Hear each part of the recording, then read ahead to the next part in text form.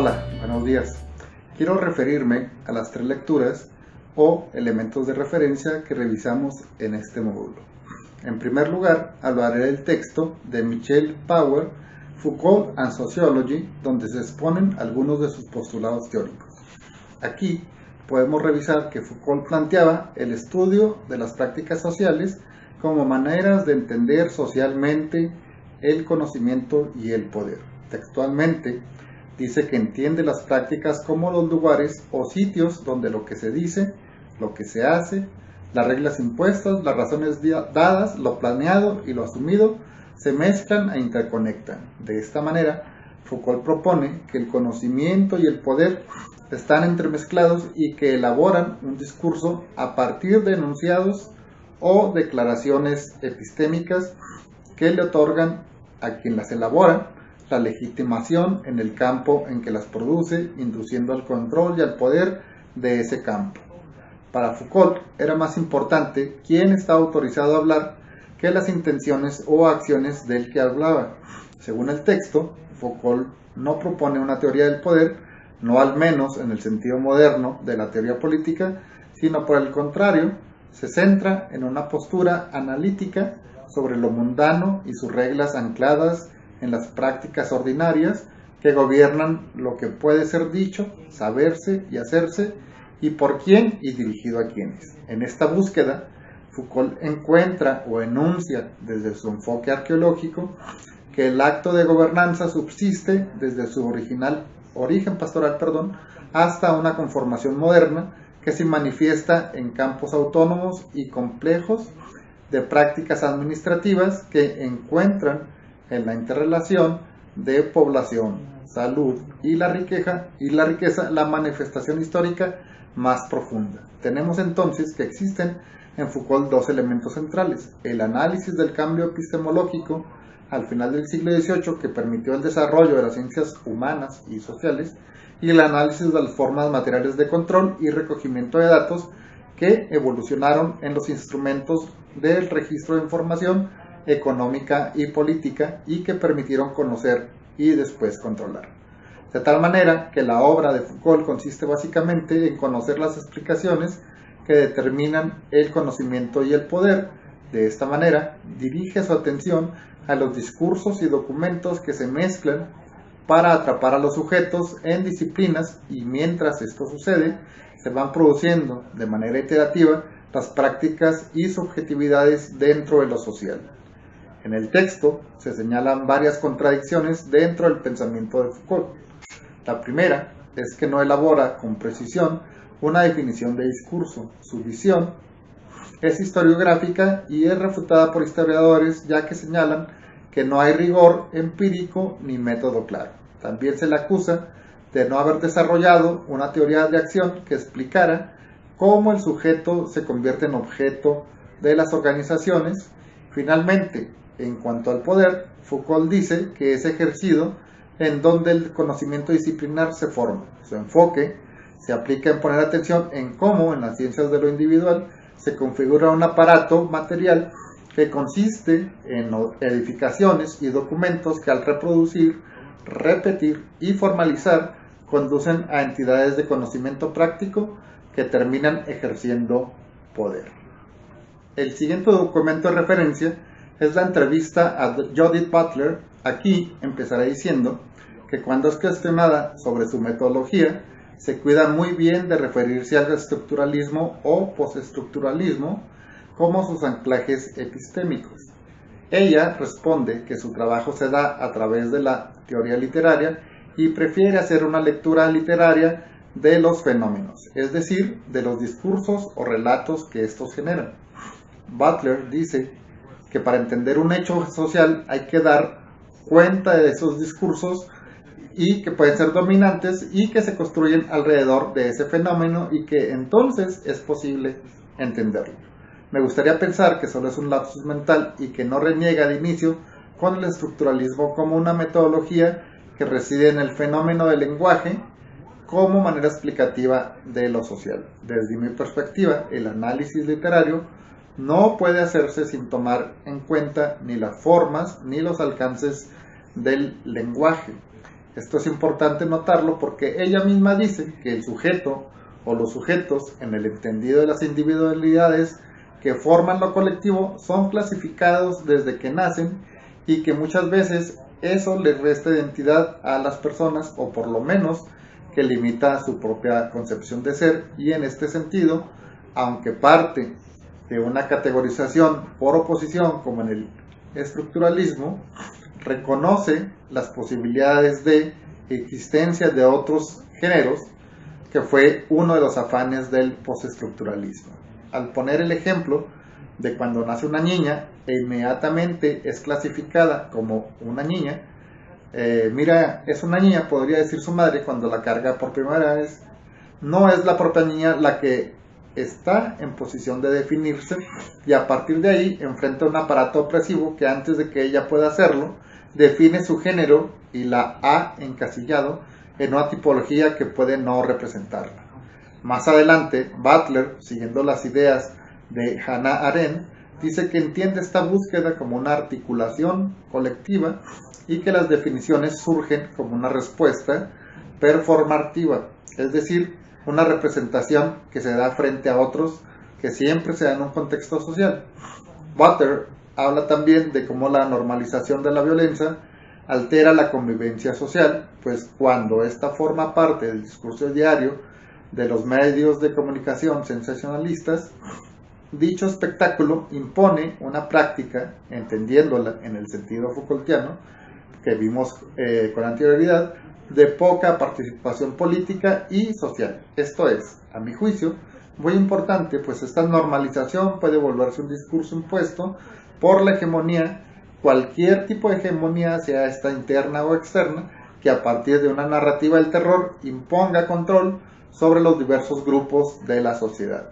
Por ejemplo, se da una narrativa anticomunidad LGBT, antifeminismos, antioposición, antigrupos originarios, y así sucesivamente hasta que solo queda un grupo social dominante como ejemplo de lo que puede ser bueno, de lo que no puede ser tocado, de lo inmaculado. Por último, me referiré a la plática ofrecida dentro de la cátedra Alfonso Reyes del TEC de Monterrey por Otmar Ette. En dicha ponencia, Ette se refiere a múltiples textos de Roland Barthes que se refieren a distintas posturas del intelectual francés y que tienen como eje su visión estructuralista de la sociedad, en particular cómo a partir de la semiótica se pueden entender objetos, dimensiones e identidades. Ette dice que la escritura y la imagen operan de la misma manera, ya que en su estructura existen distintos elementos que forman archipiélagos de significado, que son discontinuos y que luego de manera sincrónica se pueden interpretar en relación con otros signos y entre sí. Es decir, aquí se expone de manera explícita la concepción estructuralista del pensamiento de Barthes. Hay otros ejemplos que expone y que llaman la atención, como por ejemplo la interpretación barthesiana del automóvil Citroën DS, que en francés estas siglas se pueden pronunciar como dis o diosa, y que llevan a múltiples lecturas de la relación entre la máquina y el conductor, y sobre todo a la creación mítica que este coche significó para la identidad francesa. También, sobre todo, en la concepción femenina de la máquina con base en la sensualidad de sus líneas y en las características sutiles de sus interiores, así como en la manera en que su suspensión daba estabilidad en el viaje. Todo esto en contraposición con la consideración masculina del automóvil, que ve en la potencia de los caballos de fuerza del motor su máxima virtud. Me gustaría ahora hablar de un tema que en lo personal me interesa e importa, puesto que mi tema de investigación es el uso de la imagen en la construcción de una identidad. Y es la interpretación que le da Barthes al proceso fotográfico desde su producción hasta su consumo. En este proceso intervienen las miradas del fotógrafo, del sujeto en la foto y del espectador de la misma foto. En ocasiones, estas tres figuras son una misma persona y es ahí donde se produce una construcción del objeto fotografiado con base en la subjetividad del que produce la imagen y dónde se manifiesta la imagen del que quiero ser o de lo que puedo ser, que no necesariamente se corresponde con una realidad tangible en el día a día del sujeto. Ed dice que justo en esta construcción se puede encontrar una respuesta a la mirada hegemónica que el propio contexto cultural define en función de ese dominio.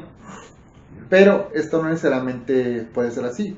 Basta mirar un rato cómo se exponen a sí mismos algunos sujetos en redes sociales digitales para constatar que reproducen la misma imagen solo con distinto nombre de usuario. Barthes trató también el tema de la imagen y su interpretación semiótica desde una perspectiva estructural en distintos textos. En la obra, Lo obvio y lo obtuso se refiere a varios elementos para entender lo que se ve.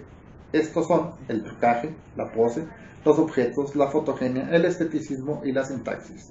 También ahí habla de la imagen denotada, la imagen connotada y el mensaje lingüístico para leer las imágenes, sobre todo en el ámbito publicitario. Por otra parte, en su cámara lúcida elabora dos distinciones para captar los significados de las fotografías. En este texto apunta a que el studium, una palabra en latín que significa el gusto por alguien, una suerte de dedicación general, que puede ser ciertamente afanosa, pero sin agudeza especial. Y esto es lo que describe desde la particular perspectiva cultural del observador el contenido de la imagen. No se presta a sobreinterpretaciones, lo que se ve es lo que es. Y tiene que ver con el significado universal de una foto, de una imagen, y está íntimamente ligado al aspecto cultural y social de la persona que la percibe y al propio contexto de la fotografía. El otro concepto es el de puntum, que también proviene del latín y significa punzar, pinchazo, pequeña mancha, pero también azar. Y donde lo que describe con ese azar es que surge de la escena como una flecha que viene a clavarse en la mirada del espectador, que puede llenarla toda la foto, aunque muy a menudo solo es un detalle. Es aquello que provoca un punzamiento y puede estar más allá del conocimiento cultural que tengamos de lo fotografiado. En esta fotografía, tomada por el ya fallecido corresponsal de guerra Chris Hondros en Tal Afar, en Irak, durante la invasión estadounidense, si atendemos a lo que el estudio nos dice, se observa un rifle, la luz de una lámpara, unas piernas con botas militares, una niña que llora, y se distingue otra persona con vestido negro y polka dots rojos. El puntum sería que al mirar con mayor detenimiento a la niña, se percibe la dimensión icónica de su vestimenta. Los motivos que adornan su vestido son rosas de un rojo encarnado, del color de la sangre, justo del color de la sangre que está en sus mejillas y que está regada en el suelo. A la niña le han acribillado no solo a su familia en un retén militar, sino que metafóricamente con ese evento de crueldad inhumana que acaba de ejecutar el ejército estadounidense, le han acribillado el alma. Para mí, esta es una imagen que conmueve en términos humanitarios y tengo que admitir, no sin sentir alguna culpa, que también me conmueve en términos estéticos. Pero después de todo, el arte es un vehículo cultural para expiar culpas y aceptar los sentimientos más oscuros de nuestra psique colectiva.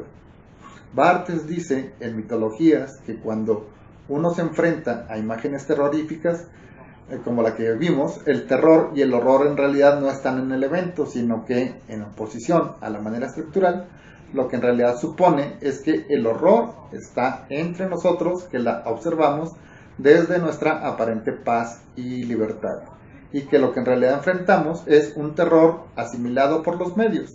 Aquí encuentro no solo una perspectiva estructural en cuanto a la objetivación de lo terrorífico y la oposición entre el horror del hecho y la paz en la que se recibe el registro de este evento mediado por el canal mediático de información que nos haya sido transmitido, sino también hay un registro postestructural en la comprensión de las subjetividades partícipes en estos hechos. Y en este sentido, esta parte de lo que dice Barthes coincide también con este discurso de la violencia que vimos en la entrevista con Judith Butler, y pues eso nos motiva a reflexionar si esta visión estructuralista o postestructuralista realmente sirve para comprender estos discursos de la hegemonía sociocultural en la que nos vemos inmersos todos los días. Por mi parte es todo. Espero que les haya gustado este video y espero sus comentarios. Pues a la orden. Muchas gracias por poner atención.